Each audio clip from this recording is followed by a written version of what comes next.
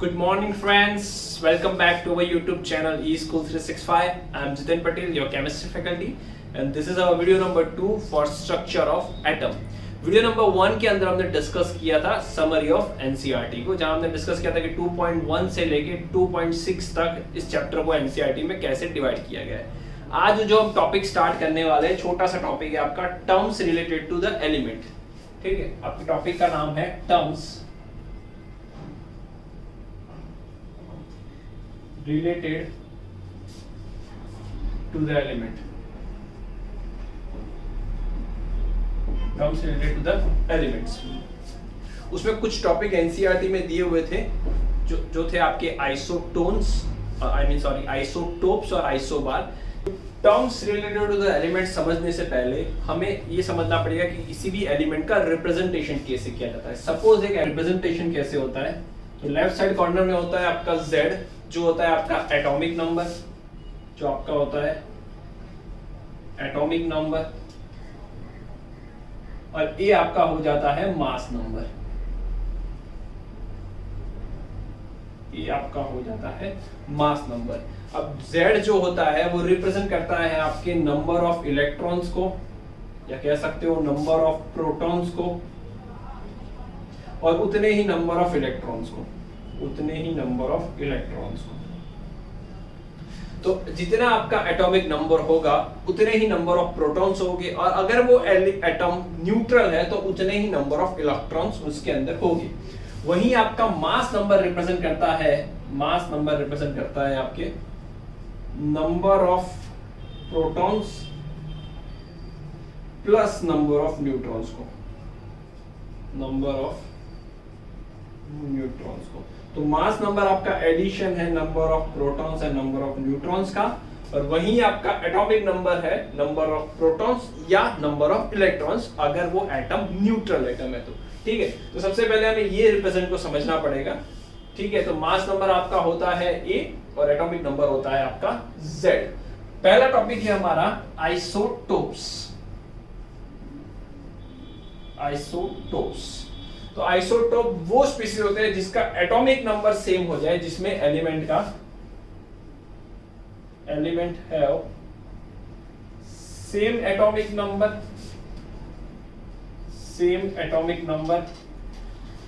But different mass number, ठीक है, वो आपके हो जाएंगे आइसोटोप्स। या आप सेम एटॉमिक नंबर की जगह सेम नंबर ऑफ प्रोटॉन भी लिख सकते हो, सेम नंबर ऑफ प्रोटॉन्स भी लिख सकते हो, क्योंकि जो एटॉमिक नंबर अल्टीमेटली रिप्रेजेंट करता है आपके number of protons and number of electrons को, या सेम नंबर ऑफ इलेक्ट्रॉन भी कह सकते हो अगर वो न्यूट्रल स्पीशीज है तो आपका आइसोटोप हो जाएगा element have same atomic number या number of protons but different mass number. इसका एग्जांपल होता है आपका हाइड्रोजन का H1, जिसमें हाइड्रोजन का एटॉमिक नंबर रहेगा 1 लेकिन उसका मास नंबर भी रहेगा 1। उसी टाइप का हाइड्रोजन का ड्यूटेरियम, जिसमें ड्यूटेरियम का एटॉमिक नंबर होता है 1 लेकिन उसका मास नंबर हो जाता है 2। और वही होता है आपका ट्रीटियम, जिसमें भी एटॉमिक नंबर 1 होता है लेकिन उसका मास नंबर होता है 3। तो बेसिकली इसमें तीनों में एटॉमिक नंबर सेम है लेकिन मास नंबर डिफरेंट कर रहा है 1 2 3, विच मींस उसमें नंबर ऑफ प्रोटॉन्स और नंबर ऑफ न्यूट्रॉन का एडिशन वेरी कर रहा है। और चूंकि प्रोटॉन्स नंबर ऑफ सेम रहेंगे तो उसमें नंबर ऑफ न्यूट्रॉन्स वेरी करते रहेंगे। ठीक है, प्रोटॉन्स उसमें सेम रहेंगे क्योंकि protons ultimately is your atomic number और एटॉमिक नंबर तीनों का सेम है। तो जो वेरी करने वाले टर्म्स होंगे वो नंबर ऑफ न्यूट्रॉन्स वेरी होंगे। तो ड्यूटेरियम के अंदर हाइड्रोजन से एक न्यूट्रॉन ज्यादा होता है, वहीं ट्रीटियम के अंदर ड्यूटेरियम से एक न्यूट्रॉन ज्यादा होता है, और ट्रीटियम के अंदर हाइड्रोजन से 2 न्यूट्रॉन ज्यादा होते हैं। तो यही आपका हो गया आइसोटोप्स। दूसरा जो टर्म है हमारे पास वो है isobar.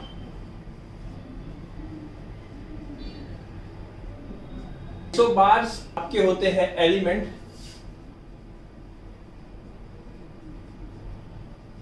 Having same mass number but different atomic number. ठीक है, element having same mass number but different atomic number. Carbon का एटॉमिक नंबर होता है 6 और उसका मास नंबर होता है 12, उसी का एक आइसोटोप है C6 और 14, ठीक है, जिसमें इसका एटॉमिक नंबर हो जाएगा 6 और उसका मास नंबर हो जाएगा 14। और यहाँ पे नाइट्रोजन जिसका एटॉमिक नंबर 7 है लेकिन उसका मास नंबर 14 है, तो ये वाला कार्बन जिसका मास नंबर 14 है और नाइट्रोजन जिसका भी मास नंबर 14 है, ये दोनों एक दूसरे के आइसोबार्स हो जाएंगे, ठीक है। और ये कार्बन एक दूसरे के आइसोटोप्स है, क्योंकि उनके एटॉमिक नंबर सेम है लेकिन उनका मास नंबर डिफरेंट है। और यहाँ कार्बन और नाइट्रोजन में दोनों के मास नंबर सेम है लेकिन उनके एटॉमिक नंबर डिफरेंट है। तो basically this two are isotopes of each other और this two are isobars of each other. तो ये दो टॉपिक आपको एनसीईआरटी में दिए हुए हैं। उसके बाद के टॉपिक को स्टार्ट करते हैं। उसके बाद जो हमारा तीसरा टॉपिक है वो है आपका आइसोटोन्स।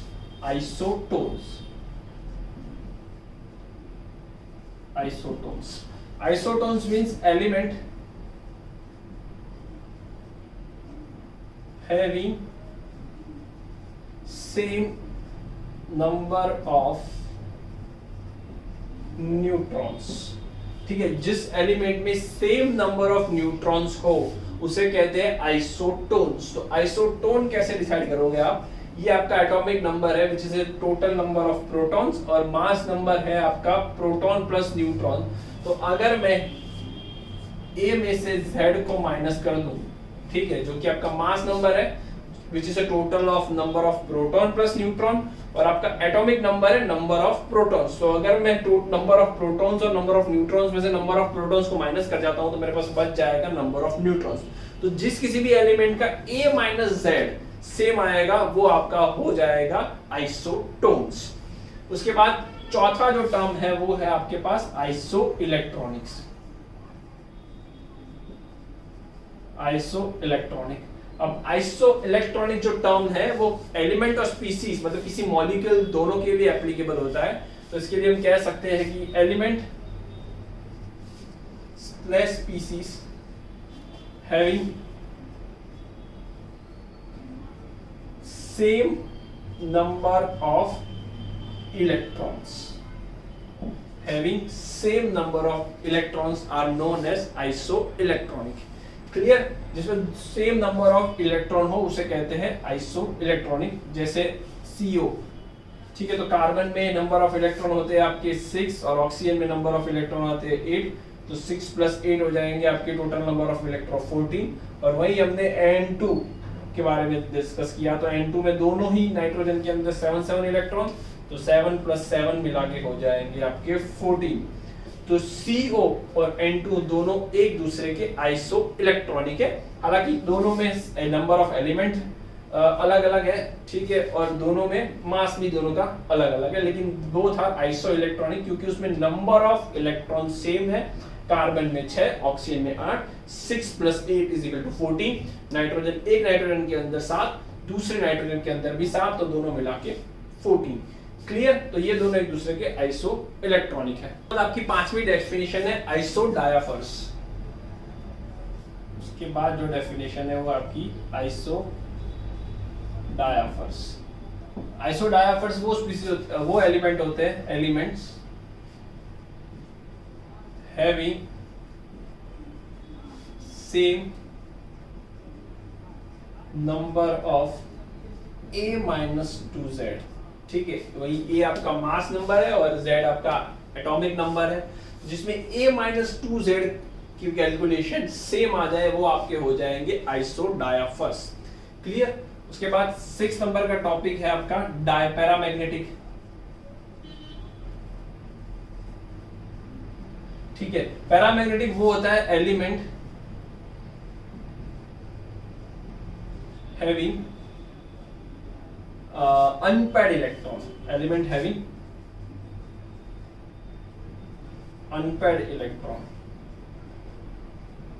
एलिमेंट्स और स्पीसीज दोनों के लिए एप्लीकेबल होता है।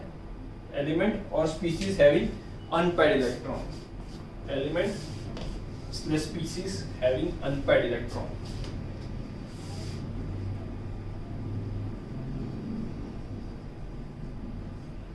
having unpaired electron are known as paramagnetic. तो जो पैरामैग्नेट एलिमेंट और स्पीसीज के बारे में हम केमिकल बॉन्डिंग चैप्टर में भी डिस्कस करने वाले हैं। उसके साथ साथ आपका कोऑर्डिनेशन कंपाउंड जहां हम पैरामैग्नेटिक एलिमेंट्स की मैग्नेटिक मूवमेंट को भी निकालेंगे, जिसका यूनिट होता है आपका बोहर मैग्नेट्रॉन। ठीक है, तो पैरामैग्नेटिक में तो बहुत सारे क्वेश्चन आगे भी बनने वाले हैं। उसके साथ साथ आपका एक और टर्म है डायामैग्नेटिक। ठीक है, वही डायामैग्नेटिक मतलब element slash species having zero unpaired electron, zero unpaired electron. ठीक है, जिसमें जीरो अनपेयर्ड इलेक्ट्रॉन हो जाएंगे वो आपके हो जाएंगे डायामैग्नेटिक, और जिसमें अनपेयर्ड इलेक्ट्रॉन बच जाए वो हो जाएंगे आपके पैरामैग्नेटिक। ठीक है, पैरामैग्नेटिक जैसे मैंने डिस्कस किया कि उसमें हम बोहर मैग्नेट्रॉन वगैरह भी आगे वाले चैप्टरों में निकालेंगे। उसके बाद टॉपिक 8 है आपका आइसोस्टर। ठीक है, आइसोस्टर आपका वो होता है species having same number of atoms and electrons, species having same number of atoms and electron. ठीक है, तो ये आपके होते हैं आइसोस्टर्स। तो अब तक हमने 8 डिफरेंट टर्म्स को डिस्कस किया। एक था आपका आइसोटोप्स, उसके बाद आइसोबार, उसके बाद आइसोटोन, उसके बाद आइसोडायाफर, उसके बाद आपका आइसो इलेक्ट्रॉनिक, पैरामैग्नेटिक, डायमैग्नेटिक और आइसोएस्टर। ठीक है, ये सारे टॉपिक के रिलेटेड हम कुछ क्वेश्चन डिस्कस करते हैं। तो let's start with the questions. तो क्वेश्चन नंबर 1 है हमारे पास, the species having more electron than neutrons, species having more electron than neutron। ठीक है, और 4 ऑप्शन हमें दिए हुए हैं।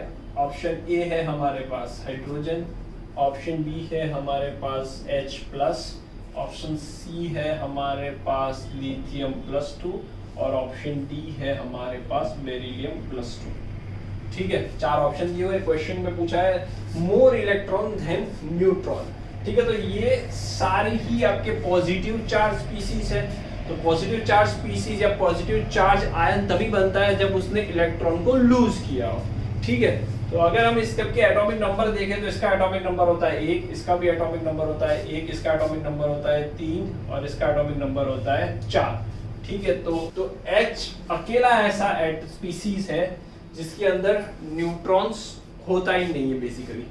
ठीक है, H के अंदर, हाइड्रोजन के अंदर सिर्फ एक प्रोटॉन और एक इलेक्ट्रॉन होता है। ठीक है, और जैसे ही वो एक इलेक्ट्रॉन लूज करके H+ बन जाता है तो उसके हम बुलाते ही प्रोटॉन है, क्योंकि उसमें सिर्फ बेसिकली बचा हुआ है प्रोटॉन, उसके अंदर न्यूट्रॉन होता ही नहीं है। तो बहुत क्लियर कट ऑप्शन है हमारे पास ए, जिसमें number of more electron than neutron. तो H ही वो है जिसके अंदर मोर इलेक्ट्रॉन देन न्यूट्रॉन है। Very clear, very basic. ठीक है, question number 2। Let's start question number 2। Question number 2 है हमारे पास, 2 nuclei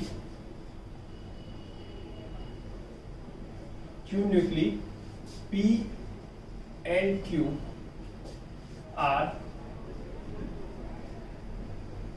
isotones to each other with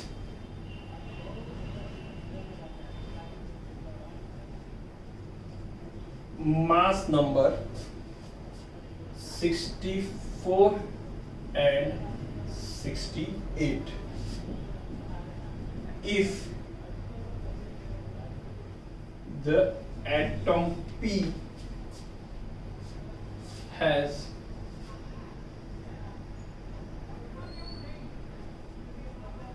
atomic number 28, then atomic number of Q is. ठीक है, 4 ऑप्शन हमें दिए हुए हैं। ऑप्शन ए है हमारे पास 28, ऑप्शन बी है हमारे पास 30, ऑप्शन सी है हमारे पास 32 एंड ऑप्शन डी है हमारे पास 34। एक बार क्वेश्चन को वापस से पढ़ लेते हैं। Nuclei P and Q are isotones to each other with the mass number 64 and 68. If the atom P has atomic mass number 28, then atomic number 28, then atomic number of Q is। तो जो हमने पहले भी देखा था, ये आपका element का रिप्रेजेंटेशन, Z होता है आपका एटॉमिक नंबर। ठीक है, Z होता है आपका एटॉमिक नंबर और A होता है आपका मास नंबर। ठीक है, दूसरा एक टर्म है हमारा आइसोटोन्स। तो आइसोटोन्स वो एलिमेंट होते हैं, isotones is having same number of neutrons. ठीक है, और उन दोनों के हमें क्या दिए हुए, मास नंबर दिए हुए हैं। Mass number is ultimately addition of mass number equal to number of proton plus number of neutron. ठीक है, यही आपका नंबर ऑफ प्रोटॉन और नंबर ऑफ न्यूट्रॉन का एडिशन ही आपका हो जाता है मास नंबर। तो दोनों के मास नंबर दिए हुए हैं। पहले अगर मैं एलिमेंट की बात करूं, क्योंकि उसका मास नंबर भी पता है और एटॉमिक नंबर भी पता है, तो उसका मास नंबर हो जाएगा आपके पास 64। नंबर ऑफ प्रोटॉन्स, जो एलिमेंट जगह एटॉमिक नंबर होता है वो इतने ही नंबर ऑफ प्रोटॉन्स आपके पास होंगे। तो नंबर ऑफ प्रोटॉन्स आपके हो जाएंगे 28 और नंबर ऑफ न्यूट्रॉन्स हमें अपने आप पता चल जाएंगे। नंबर ऑफ न्यूट्रॉन्स को मैं एन से डिनोट करता हूं, तो नंबर ऑफ न्यूट्रॉन्स हमें पता चल जाएंगे। 64 माइनस 28 करेंगे 64 माइनस 28, तो ये हो जाएगा आपका 5, ये 10, 14 में से गया तो 6 और 3, तो ये हो जाएगा आपका 36। न्यूट्रॉन्स आपके हो जाएंगे 36। ठीक है, और दोनों चूंकि आइसोटोन्स है तो दोनों में नंबर ऑफ न्यूट्रॉन्स तो सेम ही है। तो दूसरे एलिमेंट के अंदर भी नंबर ऑफ Q के अंदर भी नंबर ऑफ न्यूट्रॉन्स तो 36 ही है, और नंबर ऑफ न्यूट्रॉन्स और नंबर ऑफ प्रोटॉन का एडिशन आपको दिया गया है 68। तो अगर मैं 68 में से 36 को माइनस करता हूं नंबर ऑफ न्यूट्रॉन्स, क्योंकि मुझे क्या दिया हुआ है, 68 is a mass number and mass number is basically number of protons plus number of neutrons. Neutron मुझे ऑलरेडी पता है और नंबर ऑफ प्रोटॉन मिल जाते हैं, तो वही आपका हो जाएगा एटॉमिक नंबर। तो 68 इज अवर मास नंबर और 36 योर नंबर ऑफ न्यूट्रॉन्स। तो मुझे रिमेनिंग नंबर ऑफ प्रोटॉन्स अपने आप मिल जाएंगे, तो वो हो जाएगा मेरा 32। तो clear cut, my option C is the correct. 32 is the atomic number of Q। Clear, बहुत सिंपल डेफिनेशन बेस्ड क्वेश्चन है। थोड़ा सा अगर आपको डेफिनेशन पता है कि क्या होता है आइसोटोन्स, जिसमें नंबर ऑफ न्यूट्रॉन सेम हो जाते हैं, तो उसमें से आप आराम से निकाल सकते हो नंबर ऑफ प्रोटॉन्स, क्योंकि हमें मास नंबर पता है और नंबर ऑफ प्रोटॉन पता है। इस पहले वाले केस में, P वाले केस में मुझे एटॉमिक नंबर पता है जो होता है मेरा नंबर ऑफ प्रोटॉन, और मास नंबर पता है जो नंबर ऑफ प्रोटॉन्स और नंबर ऑफ न्यूट्रॉन्स का एडिशन होता है, तो मुझे नंबर ऑफ न्यूट्रॉन्स मिल गए। चूंकि दोनों आइसोटोन्स है, दोनों में नंबर ऑफ न्यूट्रॉन्स सेम हो जाएंगे, तो दूसरे एलिमेंट के लिए मुझे नंबर ऑफ प्रोटॉन्स पता चल जाएंगे, जो कि मेरा एटॉमिक नंबर होगा। Clear? So let's start question number 3. Question number 3 है हमारे पास x plus y plus 2 and z minus are isoelectronic to CO2. Increasing order of protons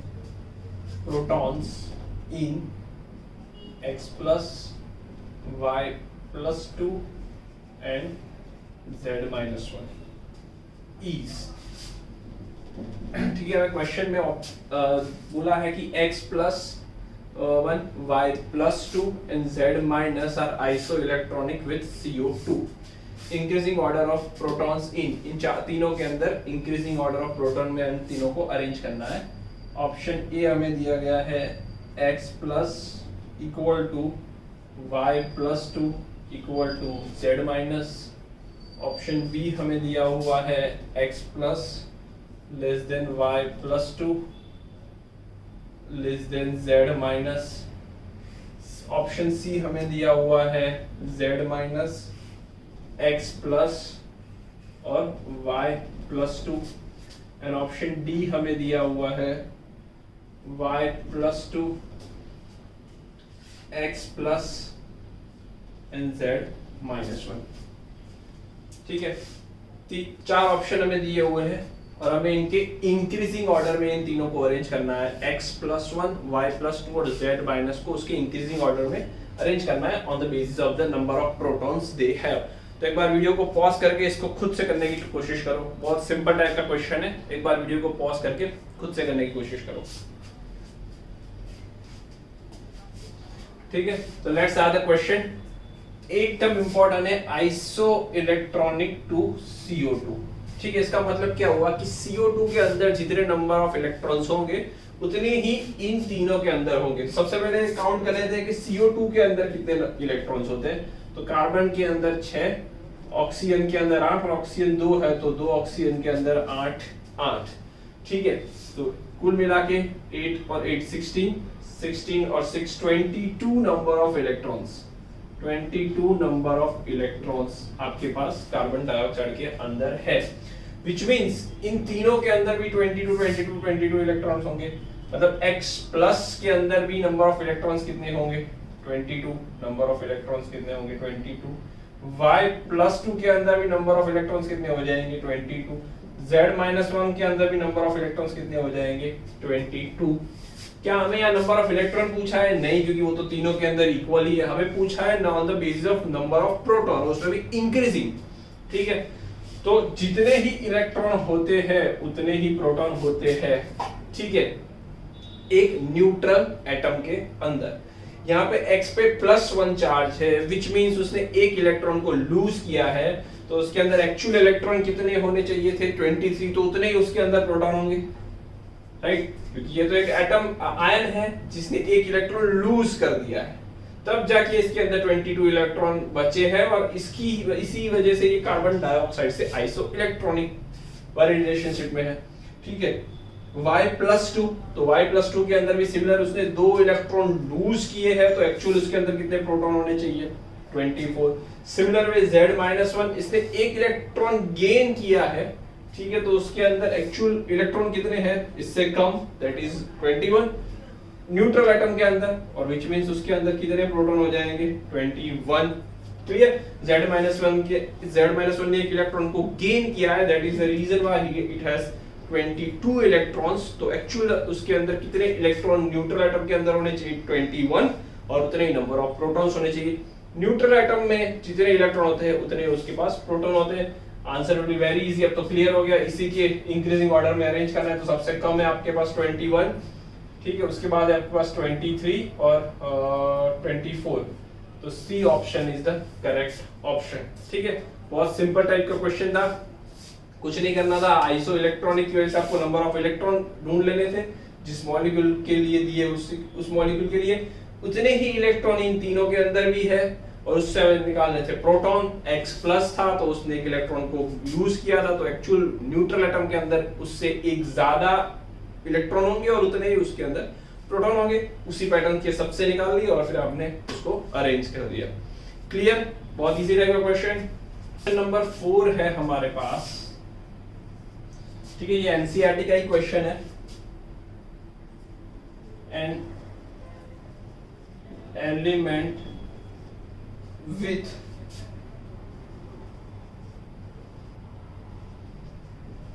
mass number 81 contains 31.7% more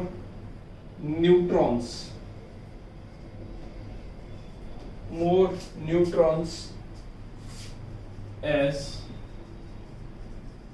compared to protons. ठीक है, what would be its atomic symbol। चार option हमें दिए हुए हैं, what would be its atomic symbol। चार option हमें दिए हुए हैं। ऑप्शन ए है हमारे पास क्लोरीन, ऑप्शन बी है हमारे पास ब्रोमीन, ऑप्शन सी है हमारे पास आयोडीन एंड ऑप्शन डी है हमारे पास नन ऑफ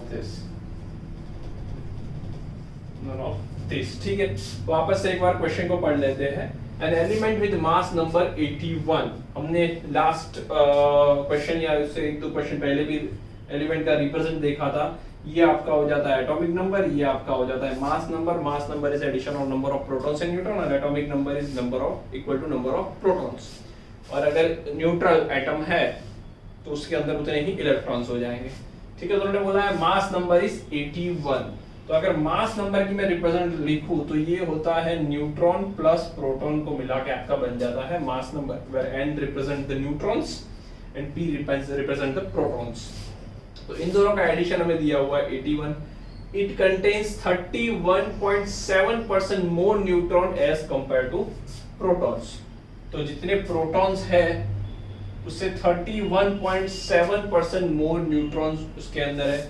यूजुअली प्रोटॉन्स से न्यूट्रॉन्स ही ज्यादा होंगे, क्योंकि न्यूट्रॉन एक न्यूट्रल एटॉमिक पार्टिकल्स है जिसकी वजह से कोई चार्ज क्रिएट नहीं होता न्यूट्रल एटम्स के अंदर। ठीक है, जब न्यूट्रल एटम की बात चल रही है तो मोस्ट ऑफ द केसेस या सारे केस में हमेशा न्यूट्रॉन ही ज्यादा होंगे। क्लियर, अभी हमारा वो मुद्दा नहीं है।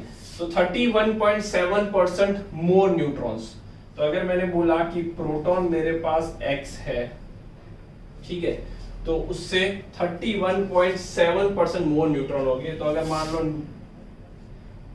100 होते हैं तो उसमें एडिशन हो जाएगा, मान लो 100 प्रोटॉन होते हैं तो मेरे पास न्यूट्रॉन ज्यादा हो जाएंगे 31.7, लेकिन मेरे पास कितने x, तो उससे कितने हो जाएंगे 31.7 into x divided by 100 which is equal to 0.317x।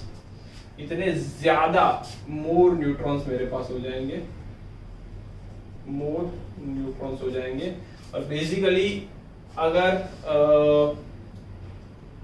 ये तो क्या हो गया, मेरे पास मोर हो गए, एक्चुअल कितने हैं मेरे पास x, ठीक है, तभी तो ये उससे इतने ज्यादा हो जाएंगे। प्रोटॉन 100 है तो 31.7% मोर न्यूट्रॉन हो गए। अगर प्रोटॉन x है तो कितने हो जाएंगे, इतने ज्यादा हो जाएंगे। तो इन दोनों का एडिशन करके मैं बता सकता हूं कि 1.317x मेरे पास क्या हो जाएंगे, न्यूट्रॉन्स हो जाएंगे। ठीक है, 1.317x मेरे पास न्यूट्रॉन हो जाएंगे। और एक्चुअल न्यूट्रॉन यहाँ पे कितने हैं, सॉरी अब एटॉमिक नंबर पे आ जाए, एटॉमिक मास नंबर पे आ जाते हैं। मास नंबर हमारा है न्यूट्रॉन प्लस प्रोटॉन। तो मास नंबर हमें दिया हुआ है 81, न्यूट्रॉन्स हमें दिए हुए हैं कितने, इतने 1.317x, और प्रोटॉन तब कितने होंगे x। यही तो रिलेशनशिप डिराइव किया ना हमने कि अगर x प्रोटॉन है तो 0.317x न्यूट्रॉन से ज्यादा होंगे, तो एक्चुअल न्यूट्रॉन्स कितने होंगे, तो 1.317 मतलब x प्लस 0.317x। क्लियर, तो यहाँ से मैं क्लियर कट कह सकता हूँ 81 इज इक्वल टू 2.317x। तो x मेरा क्या हो जाएगा 81 डिवाइड बाय 2.317। क्लियर, तो x मेरा रफली 34.9 के आसपास आता है, मैंने कैलकुलेशन करके रखी है 34.9। तो अप्रॉक्स आप कह सकते हो which is equal to almost 35। ठीक है, x 35 आना विच मीन्स प्रोटॉन का 35 आना, which means it's an atomic number, वो एलिमेंट जिसका एटॉमिक नंबर 35 है। ठीक है, क्योंकि क्लोरीन का एटॉमिक मास होता है 35.5, यहाँ बात चल रही है एटॉमिक नंबर की, तो ब्रोमीन का एटॉमिक नंबर होता है 35। क्लियर, बहुत सिंपल टाइप का क्वेश्चन, हमें यही पूछा था कि जिसका मास नंबर 81 हो और उसमें 31.7% मोर न्यूट्रॉन हो एज कंपेयर टू प्रोटॉन। तो हमने यही किया कि आपका मास नंबर हो जाता है addition of neutron plus proton, और हमने प्रोटॉन को एज्यूम किया अगर x है ठीक है, अगर प्रोटॉन इस पर्टिकुलर स्पीसीज के अंदर x है तो अगर 100 है तो 31.7 ज्यादा 31.7% ज्यादा न्यूट्रॉन होंगे 31.7, तो x है तो कितना, तो हमें ज्यादा मिला 0.317x, उसको ओरिजिनल x के अंदर ऐड कर दिया तो x प्लस 0.317x मेरा टोटल न्यूट्रॉन आ गया 1.317x। तो इतने मेरे पास 1.317x मेरे पास न्यूट्रॉन्स और प्रोटॉन्स मेरे पास x है, दोनों का मिला के 2.317x और 81 से उसको डिवाइड किया तो मुझे x मिल गया जो कि मेरा प्रोटॉन था, which means it's my atomic number. तो जिसका भी एटॉमिक नंबर 35 होता है वही मेरा एलिमेंट होगा। या यही पूछा है what is the atomic symbol, तो एटॉमिक सिंबल उसका हो जाएगा ब्रोमीन। क्लियर, बहुत सिंपल टाइप का क्वेश्चन है, आराम से कर सकते हैं। क्वेश्चन नंबर 5 है हमारे पास, an ion with mass number 56 contains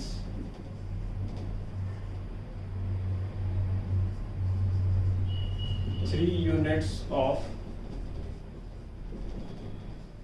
positive charge and 30.4% more neutrons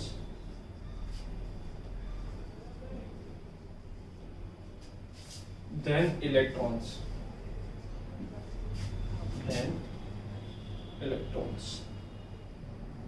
Assign the symbol. Assign the symbol of ion. ठीक है, उस आयन का हमें सिंबल असाइन करना है कि वो आयन का सिंबल क्या होगा। 4 ऑप्शन मैं दे देता हूं यहाँ पे। ऑप्शन ए है मेरे पास स्कैंडियम +3, ऑप्शन बी है मेरे पास कोबाल्ट +3, ऑप्शन सी है मेरे पास Fe+3 और ऑप्शन डी है मेरे पास नन ऑफ दिस। ठीक है, जो हमने 4th नंबर का क्वेश्चन किया उसी टाइप का क्वेश्चन है ये। एक बार वीडियो को पॉज करके इसको खुद से करने की कोशिश करो। ठीक है, बहुत सिंपल टाइप का क्वेश्चन। एक बार क्वेश्चन को समझ लेते हैं कि मास नंबर इज 56, वहां हमें दिया गया था मास नंबर इज 81। ठीक है, और 3 यूनिट ऑफ पॉजिटिव चार्ज, हाँ वहां पे कोई चार्ज नहीं था, वहां पे न्यूट्रल एटम था, यहाँ पे चार्ज दिया गया, it's fine. 3 unit of positive charge and 30.4% more neutron than electron. वहां पे बोला था जो भी बोला था बट वो मोर देन 31.7 था आई गेस, तो 31.7% मोर न्यूट्रॉन देन प्रोटॉन्स, यहाँ भी बोला इलेक्ट्रॉन। ठीक है, एक बार वीडियो को पॉज करके खुद से करने की कोशिश करो। Let's start the question.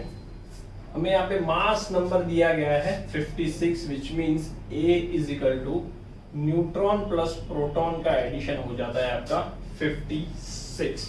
देखो किसी भी एटम हो या आयन हो उसका मास नंबर तो सेम ही रहता है, क्योंकि mass number is ultimately addition of neutrons and protons. और जब भी कोई आयन की फॉर्मेशन होती है तो या तो वो इलेक्ट्रॉन को लूज करता है या तो वो इलेक्ट्रॉन को गेन करता है। तो in that case number of neutrons और प्रोटॉन्स में कोई फर्क नहीं आता, तो mass number will remain same. ठीक है, उसके बाद है यहाँ पे 3 यूनिट ऑफ पॉजिटिव चार्ज। ठीक है, तो अगर मैंने एलिमेंट को अज्यूम कर लिया कि x है तो वो 3 unit of positive charge carry करके चल रहा है। ठीक है, और 30.4% मोर न्यूट्रॉन देन इलेक्ट्रॉन्स। चलो कोई बात नहीं, तो 3 यूनिट पॉजिटिव चार्ज है, उसका मतलब उसने 3 इलेक्ट्रॉन को लूज कर दिया है। ठीक है, 3 इलेक्ट्रॉन लूजेस। तो एक्चुअल अगर इलेक्ट्रॉन से कंपेयर करना है और उन्होंने इसी आयन के लिए इलेक्ट्रॉन बोला है। ठीक है, तो यहाँ मुझे प्रोटॉन कितने दिए गए हैं, प्रोटॉन सपोज मैं ले लेता हूं x, तो इलेक्ट्रॉन मेरे पास कितने हो जाएंगे, क्योंकि इसने 3 इलेक्ट्रॉन को लूज किया है तो न्यूट्रल स्पीसीज से उसके पास x-3 इलेक्ट्रॉन हो जाएंगे, x-3 इलेक्ट्रॉन हो जाएंगे क्योंकि उसने 3 इलेक्ट्रॉन को लूज किया है। ठीक है, और दूसरा मुझे दिया गया है यहाँ पे 30.4% मोर न्यूट्रॉन देन इलेक्ट्रॉन। ठीक है, तो मुझे यहाँ इलेक्ट्रॉन और न्यूट्रॉन की कंपैरिजन करनी है, तो इलेक्ट्रॉन को मैं x-3 ना लेके x ले लेता हूं ताकि मेरी कैलकुलेशन सिंपल रहे, और प्रोटॉन को बना देता हूं मैं x+3। क्लियर, पहले ये x-3 था, जब ये x था तो ये x माइनस 3 था, अब ये x है तो ये x प्लस 3 हो जाएगा। क्लियर? बहुत सिंपल सी बात है कि पहले प्रोटॉन्स जितने थे उससे 3 इलेक्ट्रॉन कम थे, अब इलेक्ट्रॉन को रेफरेंस माना है तो प्रोटॉन उससे 3 ज्यादा है। सिंपल, ठीक है। अब कैलकुलेशन को कर लेते हैं। यहां मुझे बोला है 34 पॉइंट, मतलब अगर मेरे पास इलेक्ट्रॉन 100 होते हैं, इलेक्ट्रॉन 100 होते हैं तो न्यूट्रॉन्स मेरे पास कितने ज्यादा हो जाएंगे उससे? न्यूट्रॉन कितने ज्यादा हो जाएंगे? न्यूट्रॉन 13.4 ज्यादा हो जाएंगे। लेकिन यहाँ मेरे पास इलेक्ट्रॉन कितने हैं? इलेक्ट्रॉन x है तो न्यूट्रॉन कितने ज्यादा हो जाएंगे, यही कैलकुलेट करना है। तो ये हो जाएगा 0.304 x जितने ज्यादा हो जाएंगे, और अगर उसमें इस ओरिजिनल x को इतने ज्यादा हो जाएंगे, उसमें से ओरिजिनल को ऐड कर दो तो कितने हो जाएंगे? 1.304 इंटू x, मेरे पास क्या आ जाएंगे? न्यूट्रॉन्स आ जाएंगे। इतने न्यूट्रॉन्स है मेरे पास, और प्रोटॉन मुझे यहाँ ऑलरेडी गिवन है x प्लस 3, तो मैं सारी वैल्यूज को रख देता हूँ। 1.304x प्लस x प्लस 3, इन तीनों का एडिशन मेरे पास कितना हो जाएगा? 56। सिर्फ x ढूंढ लेना है और कुछ नहीं करना है। ये 3 साइड आ जाएगा तो ये हो जाएगा 53, और ये मेरा हो जाएगा 2.304x, तो x मेरा हो जाएगा 53 डिवाइड बाय 2.304। अगर मैं 53 डिवाइड बाय 2.304 करता हूं तो x मेरा आ जाएगा 23। ये कैलकुलेशन मैंने पहले से करके रखी है, ठीक है। तो x अगर 23 आता है तो मेरे पास नंबर ऑफ इलेक्ट्रॉन आ जाते हैं 23। लेकिन क्या नंबर ऑफ इलेक्ट्रॉन सही रिप्रेजेंटेशन है सिंबल का? नहीं, क्योंकि वो तो 3 कम है। इस आयन के अंदर 3 इलेक्ट्रॉन ऑलरेडी कम है, तो एटॉमिक नंबर का सही रिप्रेजेंटेशन तो ऑब्वियसली प्रोटॉन ही है, तो विच इज 23 प्लस 3। तो मेरे पास ये हो जाएगा 23 प्लस 3 मिला के 26, ठीक है। तो जिस एटम का एटॉमिक नंबर 26 हो जाए, या जिस आयन का एटॉमिक नंबर 26 हो जाए, वही मेरा करेक्ट ऑप्शन होगा। तो मेरे पास स्कैंडियम होता है 21, स्कैंडियम, टाइटेनियम, वेनेडियम, क्रोमियम और Mn जो होता है 25, उसके बाद Fe होता है 26, Fe कोबाल्ट 27, तो obviously 26 is the correct option. और यहाँ Fe पर भी +3 चार्ज ही है, ठीक है, क्योंकि यहाँ ये भी बोला था कि contains 3 unit of positive charge, मतलब उसने 3 इलेक्ट्रॉन लूज किए हैं। तो ये भी बहुत इंपॉर्टेंट है, ये Fe+3 होना चाहिए, Fe+2 नहीं हो सकता। इन दैट केस उस पर 2 यूनिट पॉजिटिव चार्ज होता। क्लियर? तो बहुत इजी टाइप का question, option C is the correct option. Clear? Question number 6 है हमारे पास, an ion with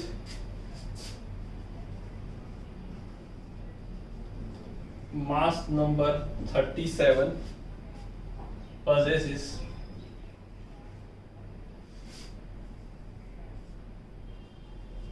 one unit of negative charge.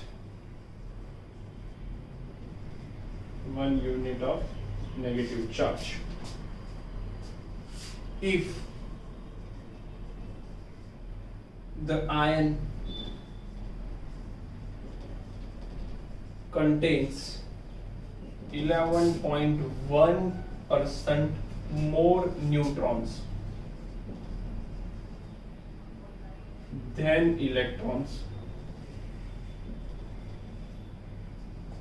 find the symbol of ion. Find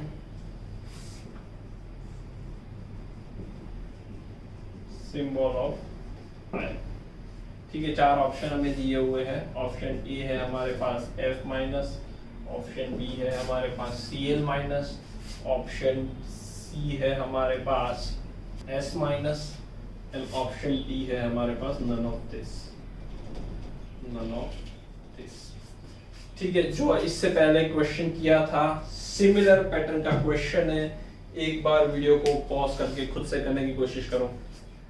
ठीक है, एक बार वीडियो को पॉज करके खुद से करने का ट्राई करो। बहुत सिंपल टाइप का क्वेश्चन है। यहाँ पे बोला भी है कि मास number is 37, which means proton and neutron का एडिशन कितना हो जाएगा? 37। तो let's start the question. Ion with mass number 37। ठीक है, तो अगर मैं किसी एलिमेंट को x एज्यूम कर लेता हूं तो ये उसका हो जाएगा मास नंबर और z उसका हो जाएगा एटॉमिक नंबर। तो मेरे को a दिया हुआ है व्हिच मींस न्यूट्रॉन और प्रोटॉन का एडिशन दिया हुआ है 37। ठीक है, तो ये तो क्लियर हो गया, ये 37 है। With 1 unit of negative charge is fine, इससे ज़्यादा कोई फर्क नहीं पड़ता। At least mass number which is again addition of neutron and proton, तो इलेक्ट्रॉन के आने या जाने से मास नंबर में कोई फर्क नहीं आता। ठीक है, आयन कंटेन्स 11.1% मोर न्यूट्रॉन देन इलेक्ट्रॉन। तो जो लास्ट टाइम ने किया था, अगर मैंने प्रोटॉन को x माना, अगर मैंने प्रोटॉन को x अज्यूम किया तो इलेक्ट्रॉन मेरे पास अपने आप क्या हो जाएंगे, x प्लस 1 हो जाएंगे, क्योंकि यहाँ उसने एक इलेक्ट्रॉन गेन किया है। तो मैं क्या मान लेता हूँ, इसको ही x माइनस 1 मान लूँ और इसको x मान लूँ। ठीक है, एक न्यूट्रल स्पीसीज से एक नेगेटिव आयन में एक इलेक्ट्रॉन ज्यादा होता है अगर वो 1 यूनिट नेगेटिव चार्ज को कैरी करता है। अगर उसने 2 यूनिट नेगेटिव चार्ज किया होता तो वो 2 यूनिट ज्यादा होता। क्लियर? तो प्रोटॉन एक कम है, क्यों? क्योंकि इलेक्ट्रॉन और न्यूट्रॉन की कंपैरिजन की है। तो अगर यहाँ पे x के साथ कुछ होता है तो मेरा जो एडिशन वाला फंडा है वो थोड़ा सा कॉम्प्लेक्स हो जाएगा। ठीक है, तो ये सिंपलिसिटी के लिए हमने किया है। और यहाँ हमें क्लियर कट बोला है 11.1% मोर न्यूट्रॉन। तो अगर मेरे पास 100 इलेक्ट्रॉन है तो मेरे पास न्यूट्रॉन कितने हो जाएंगे, 11.1% उससे ज्यादा, यानी कि इससे तो x है तो कितना, तो मेरे पास ये हो जाएंगे 0.111x, और उसमें अगर मैंने एक को ऐड कर दिया x को तो मेरे पास हो जाएंगे 1.11x, मेरे पास क्या हो जाएंगे, न्यूट्रॉन्स हो जाएंगे। ठीक है, 1.111x मेरे पास न्यूट्रॉन आ गए, और प्रोटॉन्स मेरे पास ऑलरेडी x माइनस 1 है, तो 1.111x plus x minus 1 equal to 37। ठीक है, तो 37 में से ये इधर आ जाता है तो ये हो जाता है 38 इक्वल टू 2.111x। तो x मेरा हो जाएगा clear cut 38 divide by 2.111, x मेरा आ जाएगा अप्रोक्सीमेटली 18।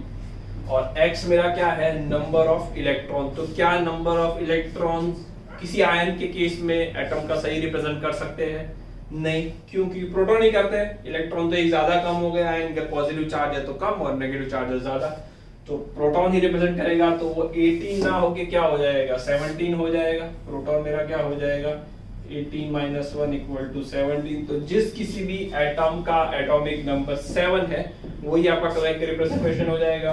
फ्लोरीन का 9 होता है, क्लोरीन का अगेन ऑब्वियसली 17 होता है, और सल्फर का हो जाता है 16।